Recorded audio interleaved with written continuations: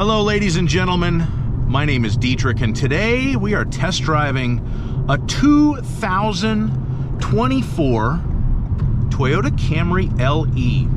And this car kind of represents the end of an era. This is the end of the naturally aspirated four-cylinder engined Toyota Camrys. They are going to all be hybrids for the 2025 model year. So after 4 decades plus of standard four-cylinder engines in the Camry, it's going away and they're going to be all hybrids. From a marketplace perspective, this does make sense, as much as doofuses on YouTube who like to strap GoPros to their foreheads, drive cars around and talk about them as if anyone else cares about their opinions, love sedans, myself included. The general demand for them is decreasing year over year. The demand for hybrids is increasing at the current time. So making this an all-hybrid lineup for 2025 makes business sense for Toyota. I get that. But it's a little bit sad because this is a car with its 203 horsepower four-cylinder engine and 8-speed torque converter automatic transmission. If you did all of the regular scheduled factory maintenance on this car and didn't crash it and didn't abuse it, I am confident that you could get 300,000 miles out of this thing without any significant repairs, i.e. rebuilding or replacing the engine or the transmission. You know, eventually, you know, you'd have to do an alternator, you'd have to put brakes, you'd have to put tires, air conditioning, compressor, little stuff like that you'd have to do, but you wouldn't have to do any major super duper expensive stuff. When they go to all hybrid on this, Toyota's hybrids are probably the most reliable in the industry, but no hybrid battery is going to last 300,000 miles. It's just not a thing that happens. So you would eventually, if you try to put 300,000 miles on a hybrid Camry, eventually you're going to have to replace the battery, and that's a several $1,000 repair. So, you know, it's kind of the end of the road for the 300,000 mile automobile. Pickup trucks maybe are the way to go if that's what you want, but it's the thing about a pickup truck is the engine or the transmission is just easier to replace, so it's not as expensive because it's body on frame. But, you know, I don't know, the way the car industry is evolving so much over the years, maybe nobody wants to keep a car for 300,000 miles anymore. I don't know. I'm sure some people do, and if you do, you should run out and buy a Camry LE ASAP before there's no more of them available. I'm filming this in like the middle of May of 2024, so we're rapidly approaching the end of the model year, so there might not be any left. But anyway, this is a test drive video, so how is it to drive?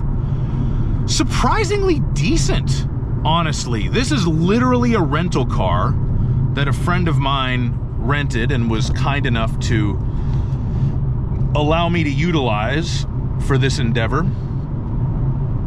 It's as base as a base model gets on a 2024 Toyota Camry. The engine has decent power. The ride is pretty comfortable. The steering is, for a Toyota Camry, extremely accurate. Extremely accurate. And the body motions are relatively well controlled. And I've driven a couple of other Camrys of this generation and reviewed them for my channel. They were both SEs, which is the sport package. And there are some changes like in the suspension, and you have a little bit bigger wheels. So those cars handle pretty well, and I kind of chalked it up to the SE package. But even the LE, the body motions are well controlled, and the car handles okay. You know, we're not talking about a Lotus Elise here, but compared to an older Camry, this car is very sharp. Older Toyota Camrys, like if you go back in time 20 years, you can learn what all of the descriptions of body motions mean. Body roll, it would have a ton of that. This one still has a little bit, but it's not overly pronounced. It would dive under braking, it would squat under hard acceleration. Anything you wanted to know about the bad things that a car could do, you could learn from an old Camry. But with the new ones, they're pretty nice to drive. And seeing as how this is the last year of a relatively old chassis design, I'm actually very interested, and I would almost say excited, to drive one of the new 2025 models, because I can only guess that they will make some improvements and it could be even better to drive. And that would be cool.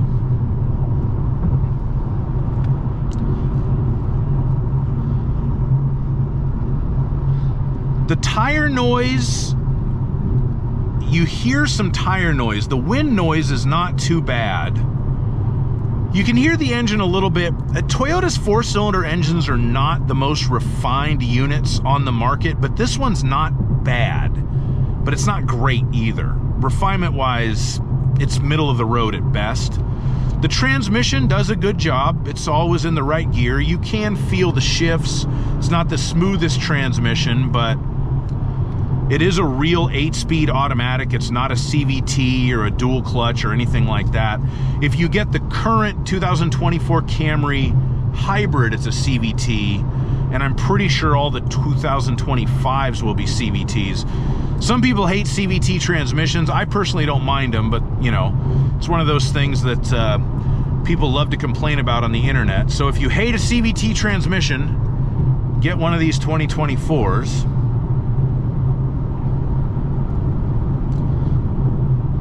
I can't decide in my mind if I'm grading this car on a curve as far as how well it drives, simply because it is a Toyota Camry and I sort of expect them to be trash, or if it really is a decent car to drive. But I'm enjoying driving it. I have to say that, you know. I'm not above. If you look at my reviews this year on my YouTube channel, I've reviewed some pretty fun cars to drive. I did an Audi RS3, I did a BMW M2, I did a Porsche 911. Those are the first ones that pop into my mind, but those were all fantastic cars to drive. But you could still have fun in a Camry, man. Wee, wee, wee. The steering, very responsive. You don't get a whole lot of feel out of it, but that's pretty much every modern car. Let's merge safely onto the freeway here. I need to get one more lane over. Let's give it a little juice. Oh, yes, power.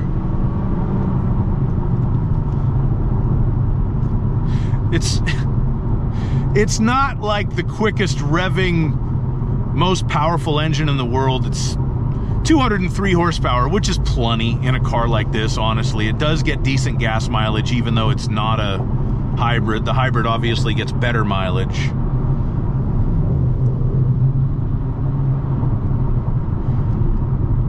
The transmission's not that smooth, I have to say that. I wonder if I put it in manual mode. Alright. Yeah, it's still not very smooth. It's actually maybe a little bit smoother in manual mode. Nah, not really. You can just, it's not bad. It's not offensive, it's okay, but it's, with a lot of modern transmissions, you just hear it. You don't feel it shift. Modern automatics, I mean. In this one, you can feel it. There's a little bit of shift shock there. But it's not a deal breaker. It just is what it is. That is one reason why I like CVTs. They're very, very smooth. And I actually find it annoying when automakers program their CVTs to mimic traditional automatic transmissions. I know why they do it, basically to get less questions from their customers, because it feels weird when they accelerate onto the freeway and the car never shifts, but it's actually better that way. It's more efficient and everything else, but whatever. They're appealing to the masses and not the classes. Who dropped a garbage can on the side of the freeway? It appears to be in very good condition. If you are in the market for a new garbage can, It's on the side of the 91 East, just before you get to the 55 South connection. Do a little handling test here. It's still got some body roll. But once it takes a set, it's pretty confident going through the curve. Handling the imperfections in the pavement very well. The Toyota Camry is now a halfway decent car to drive. And within a couple of months' time, no longer available brand new with a standard straight 4 powertrain. It's a hell of a world we've made for ourselves, folks.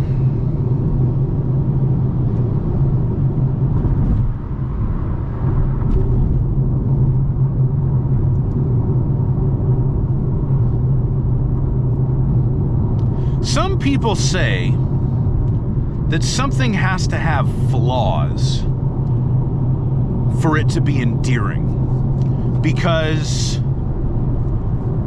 everything worth loving has flaws. No human being is perfect. No piece of art is perfect.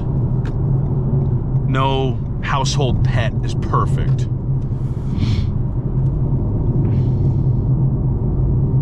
And maybe the flaws, the minor flaws that this Camry has, makes it kind of lovable to drive. Because over that sort of slightly broken, slightly curvy pavement section, I could feel myself just jacking around with the car, really. I didn't need to do that. But steering it in between that, it's like, that was satisfying.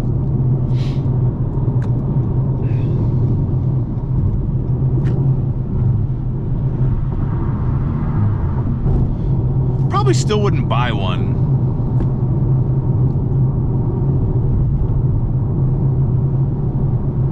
If I was gonna get a mainstream mid-size sedan, damn, Subaru's gonna stop making the Legacy. That was my de facto choice, even though, That's the problem. If you really love sedans, the choices are getting much more limited because, you know, you can still buy one from the Germans, but they're more expensive, obviously. Camry, Accord, Nissan Altima are still there, but even though they're all very good cars in their own right, they fall short of compelling. I don't know. Subaru WRX is too ugly.